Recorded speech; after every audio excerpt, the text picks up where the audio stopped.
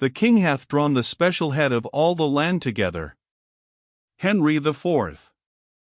Part 2. The leaders of the Presbyterian army had a serious consultation upon the evening of the day in which they had made the attack on Tilliatudlem. They could not but observe that their followers were disheartened by the loss which they had sustained, and which, as usual in such cases, had fallen upon the bravest and most forward. It was to be feared that if they were suffered to exhaust their zeal and efforts in an object so secondary as the capture of this petty fort, their numbers would melt away by degrees, and they would lose all the advantages arising out of the present unprepared state of the government. Moved by these arguments, it was agreed that the main body of the army should march against Glasgow, and dislodge the soldiers who were lying in that town.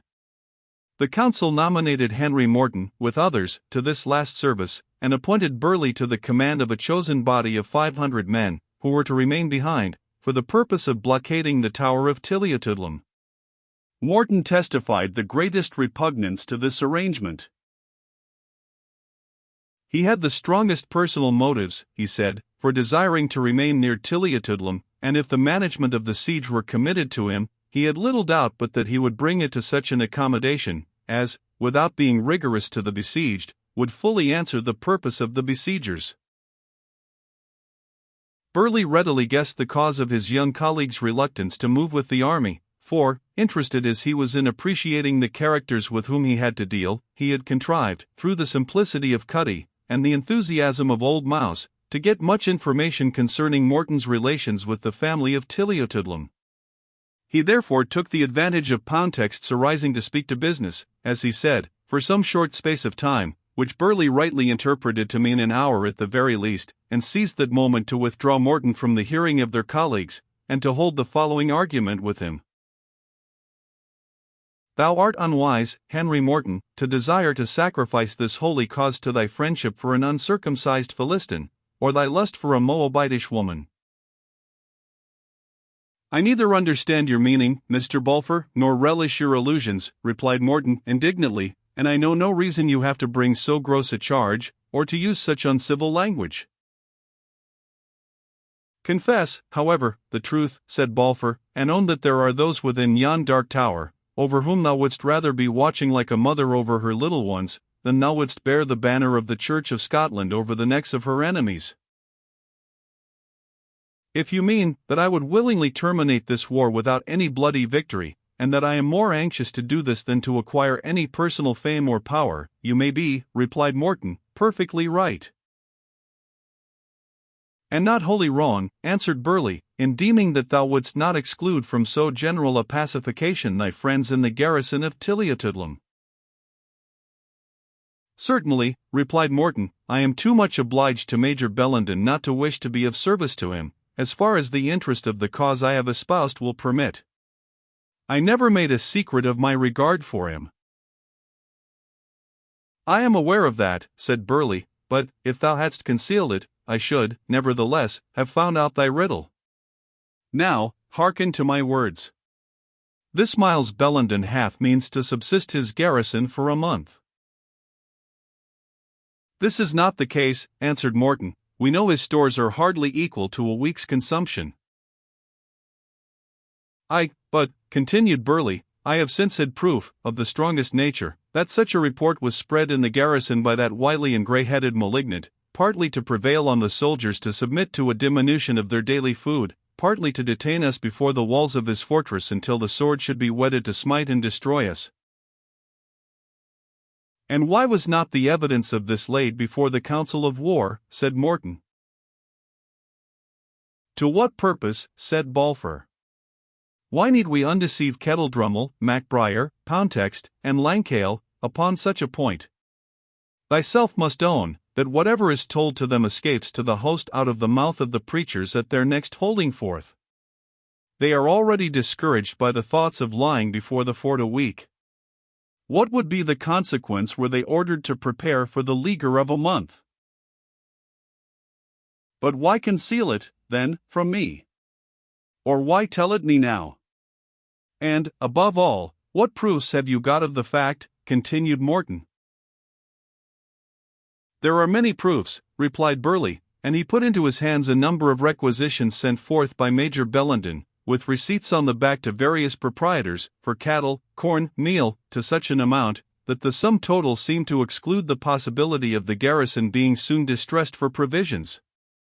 But Burleigh did not inform Morton of a fact which he himself knew full well, namely, that most of these provisions never reached the garrison, owing to the rapacity of the dragoons sent to collect them, who readily sold to one man what they took from another, and abused the Major's press for stores, pretty much as Sir John Falstaff did that of the King for men. "And now," continued Balfour, observing that he had made the desired impression, "I have only to say, that I concealed this from thee no longer than it was concealed from myself, for I have only received these papers this morning, and I tell it unto thee now, that thou mayest go on thy way rejoicing, and work the great work willingly at Glasgow, being assured that no evil can befall thy friends in the malignant party, since their fort is abundantly victualled, and I possess not numbers sufficient to do more against them than to prevent their sallying forth." "And why," continued Morton, who felt an inexpressible reluctance to acquiesce in Balfour's reasoning, "why not permit me to remain in the command of this smaller party, and march forward yourself to Glasgow? It is the more honourable charge." "And therefore, young man," answered Burleigh, "have I laboured that it should be committed to the son of Silas Morton. I am waxing old, and this grey head has had enough of honour where it could be gathered by danger. I speak not of the frothy bubble which men call earthly fame, but the honour belonging to him that doth not the work negligently. But thy career is yet to run. Thou hast to vindicate the high trust which has been bestowed on thee through my assurance that it was dearly well merited. At Loudon Hill thou wert a captive, and at the last assault it was thy part to fight under cover, whilst I led the more open and dangerous attack, and, shouldst thou now remain before these walls when there is active service elsewhere, trust me, that men will say, that the son of Silas Morton hath fallen away from the paths of his father." Stung by this last observation, to which, as a gentleman and soldier, he could offer no suitable reply, Morton hastily acquiesced in the proposed arrangement. Yet he was unable to divest himself of certain feelings of distrust which he involuntarily attached to the quarter from which he received this information. "Mr. Balfour," he said, "let us distinctly understand each other. You have thought it worth your while to bestow particular attention upon my private affairs and personal attachments. Be so good as to understand that I am as constant to them as to my political principles. It is possible that, during my absence, you may possess the power of soothing or of wounding those feelings. Be assured that whatever may be the consequences to the issue of our present adventure, my eternal gratitude, or my persevering resentment, will attend the line of conduct you may adopt on such an occasion, and, however young and inexperienced I am, I have no doubt of finding friends to assist me in expressing my sentiments in either case." "If there be a threat implied in that denunciation," replied Burleigh, coldly and haughtily, "it had better have been spared. I know how to value the regard of my friends, and despise, from my soul, the threats of my enemies. But I will not take occasion of offense. Whatever happens here in your absence shall be managed with as much deference to your wishes, as the duty I owe to a higher power can possibly permit." With this qualified promise Morton was obliged to rest satisfied. "Our defeat will relieve the garrison," said he, internally, "ere they can be reduced to surrender at discretion, and, in case of victory, I already see, from the numbers of the moderate party, that I shall have a voice as powerful as Burleigh's in determining the use which shall be made of it." He therefore followed Balfour to the council, where they found Kettledrummel adding to his lastly a few words of practical application. When these were expended, Morton testified his willingness to accompany the main body of the army, which was destined to drive the regular troops from Glasgow. His companions in command were named, and the whole received a strengthening exhortation from the preachers who were present. Next morning, at break of day, the insurgent army broke up from their encampment, and marched towards Glasgow. It is not our intention to detail at length incidents which may be found in the history of the period.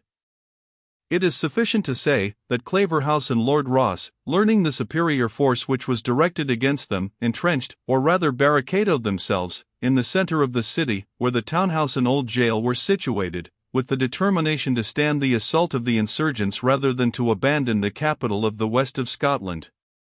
The Presbyterians made their attack in two bodies, one of which penetrated into the city in the line of the college and cathedral church, while the other marched up the Gallowgate, or principal access, from the southeast. Both divisions were led by men of resolution, and behaved with great spirit. But the advantages of military skill and situation were too great for their undisciplined valor. Ross and Claverhouse had carefully disposed parties of their soldiers in houses, at the heads of the streets, and in the entrances of closes, as they are called, or lanes, besides those who were entrenched behind breastworks which reached across the streets. The assailants found their ranks thinned by a fire from invisible opponents, which they had no means of returning with effect. It was in vain that Morton and other leaders exposed their persons with the utmost gallantry, and endeavored to bring their antagonists to a close action. Their followers shrunk from them in every direction. And yet, though Henry Morton was one of the very last to retire, and exerted himself in bringing up the rear, maintaining order in the retreat, and checking every attempt which the enemy made to improve the advantage they had gained by the repulse, he had still the mortification to hear many of those in his ranks muttering to each other, that this came of trusting to latitudinarian boys, and that, had honest, faithful Burleigh led the attack, as he did that of the barricades of Tilliatudlem, the issue would have been as different as might be. It was with burning resentment that Morton heard these reflections thrown out by the very men who had soonest exhibited signs of discouragement. The unjust reproach, however, had the effect of firing his emulation, and making him sensible that, engaged as he was in a perilous cause, it was absolutely necessary that he should conquer or die. "I have no retreat," he said to himself. "All shall allow, even Major Belland and even Edith, that in courage, at least, the rebel Morton was not inferior to his father." The condition of the army after the repulse was so undisciplined, and in such disorganization, that the leaders thought it prudent to draw off some miles from the city to gain time for reducing them once more into such order as they were capable of adopting. Recruits, in the meanwhile, came fast in, more moved by the extreme hardships of their own condition, and encouraged by the advantage obtained at Loudenhill, than deterred by the last unfortunate enterprise. Many of these attached themselves particularly to Morton's division. He had, however, the mortification to see that his unpopularity among the more intolerant part of the Covenanters increased rapidly. The prudence beyond his years, which he exhibited in improving the discipline and arrangement of his followers, they termed a trusting in the arm of flesh, and his avowed tolerance for those of religious sentiments and observances different from his own, obtained him, most unjustly, the nickname of Gallio, who cared for none of those things.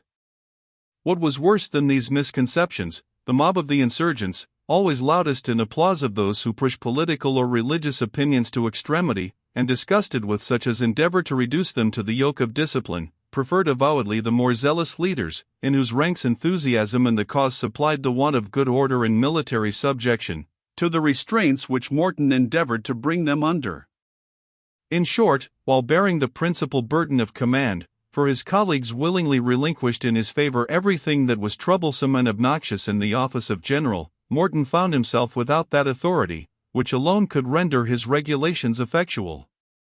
Note, these feuds, which tore to pieces the little army of insurgents, turned merely on the point whether the king's interest or royal authority was to be owned or not, and whether the party in arms were to be contented with a free exercise of their own religion, or insist upon the re-establishment of presbytery in its supreme authority, and with full power to predominate over all other forms of worship. The few country gentlemen who joined the insurrection, with the most sensible part of the clergy, thought it best to limit their demands to what it might be possible to attain. But the party who urged these moderate views were termed by the more zealous bigots, the Aristion party, men, namely, who were willing to place the Church under the influence of the civil government, and therefore they accounted them a snare upon Mizpah, and a net spread upon Tabor.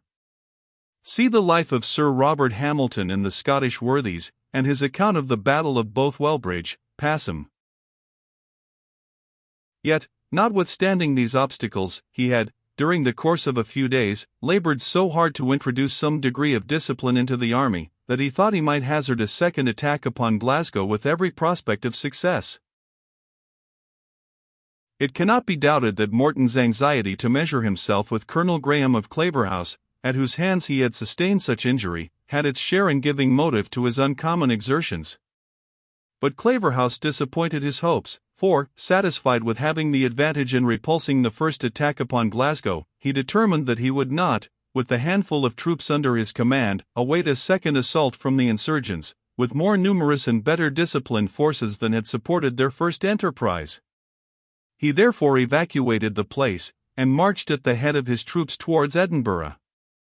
The insurgents of course entered Glasgow without resistance, and without Morton having the opportunity, which he so deeply coveted, of again encountering Claverhouse personally. But, although he had not an opportunity of wiping away the disgrace which had befallen his division of the army of the Covenant, the retreat of Claverhouse, and the possession of Glasgow, tended greatly to animate the insurgent army, and to increase its numbers. The necessity of appointing new officers, of organizing new regiments and squadrons, of making them acquainted with at least the most necessary points of military discipline, were labors, which, by universal consent, seemed to be devolved upon Henry Morton, and which he the more readily undertook, because his father had made him acquainted with the theory of the military art, and because he plainly saw, that, unless he took this ungracious but absolutely necessary labor, it was vain to expect any other to engage in it. In the meanwhile, fortune appeared to favor the enterprise of the insurgents more than the most sanguine durst have expected. The Privy Council of Scotland, astonished at the extent of resistance which their arbitrary measures had provoked, seemed stupefied with terror, and incapable of taking active steps to subdue the resentment which these measures had excited. There were but very few troops in Scotland, and these they drew towards Edinburgh, as if to form an army for protection of the metropolis. The feudal array of the crown vassals in the various counties was ordered to take the field, and render to the king the military service due for their fiefs. But the summons was very slackly obeyed. The quarrel was not generally popular among the gentry, and even those who were not unwilling themselves to have taken arms, were deterred by the repugnance of their wives, mothers, and sisters, to their engaging in such a cause. Meanwhile, the inadequacy of the Scottish government to provide for their own defence, or to put down a rebellion of which the commencement seemed so trifling, excited at the English court doubts at once of their capacity, and of the prudence of the severities they had exerted against the oppressed Presbyterians. It was, therefore, resolved to nominate to the command of the army of Scotland the unfortunate Duke of Monmouth, who had by marriage a great interest, large estate, and a numerous following, as it was called, in the southern parts of that kingdom. The military skill which he had displayed on different occasions abroad was supposed more than adequate to subdue the insurgents in the field, while it was expected that his mild temper, and the favorable disposition which he showed to Presbyterians in general, might soften men's minds, and tend to reconcile them to the government. The Duke was, therefore, invested with a commission, containing high powers for settling the distracted affairs of Scotland, and dispatched from London with strong succours to take the principal military command in that country.